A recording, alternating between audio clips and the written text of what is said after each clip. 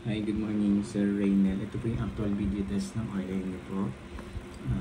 Galaxy GeForce GTX 1066GB. Yung white po siya. Sir, lagi namin ina-advise yung power supply po dapat rated at branded lang po. Wag po kayong gagamit ng generic na 700 watts. Okay? Minimum 550 watts po okay na po yun. Basta rated at branded lang po. Yung mga brands like MSI, Asus, Corsair, Sony, Thermaltake, SP, ano pa ba? Marami pa pong iba, basta yung mga branded lang po. Huwag lang po yung generic, gigabyte yan, ganyan. Pwede rin po yung rack. Basta huwag lang po yung super generic na power supply po, yung 700 watts daw. Pero hindi po kasi yung rated. So, kahit brand po yung video card nyo or use, hindi po tatagal doon. Okay po, sa una po, mag-work pero hindi nyo po masasabi kung kailan po masisira. Okay?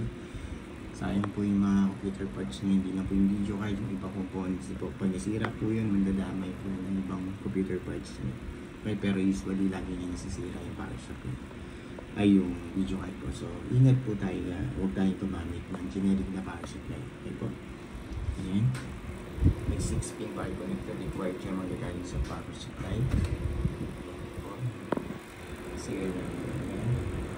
White sticker po namin. Sir, pag may problem po, message nyo lang po kami. May warranty naman po kayo. Bawal po buksan yung warranty sticker natin. Pag pinopen po yan po, ito yung warranty. So, tanong lang po. Bawal yan sir. Pag may problem po, may warranty naman kayo. Papalitan po namin pag may any issue. Okay po. Basta kami lang po kontakin nyo pag may problem po.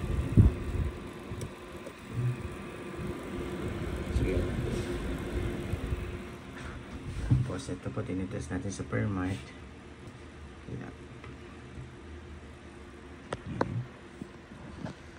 Time running niya 7 minutes 20 seconds.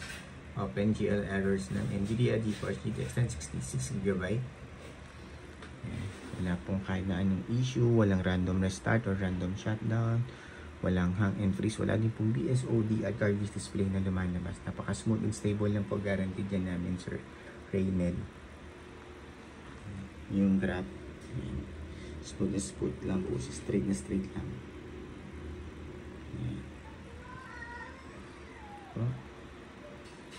Time check po ulit natin, naranin siya. And 7 minutes, sakto na natin 8 minutes na running. Yan, 8 minutes na po siya. Stable na stable pa rin po. I-close ko na po ito. Yan po yung Permart. Yan yung settings na natin. MSI Afterburner. Yan po. GPU-Z. Wait lang na, wait lang. Opo. Yan. Sensor. Wait lang. Wait lang na, magte-test tayo. Wait lang. Ayan lang po. Tapos pakita ko lang yung wait lang, ito na. Yung time check ko lang po. Ito na. Tapos ayan, pakita ko lang ito. Ito na. Alika na. Ayan, yan po. Real time yan. Time check po. Yan po yung website. Pag gusto nyo po double check. Sensina po. So yun lang po. Yan. Sir Raynel. Thank you po. Down ko lang. Yan.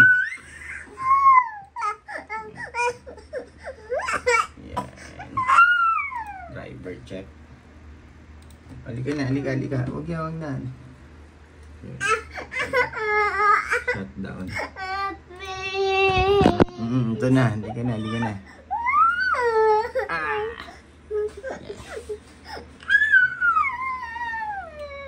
Yan. Yan po. Ang kanya, walang buo po yan. Walang sira. Yan.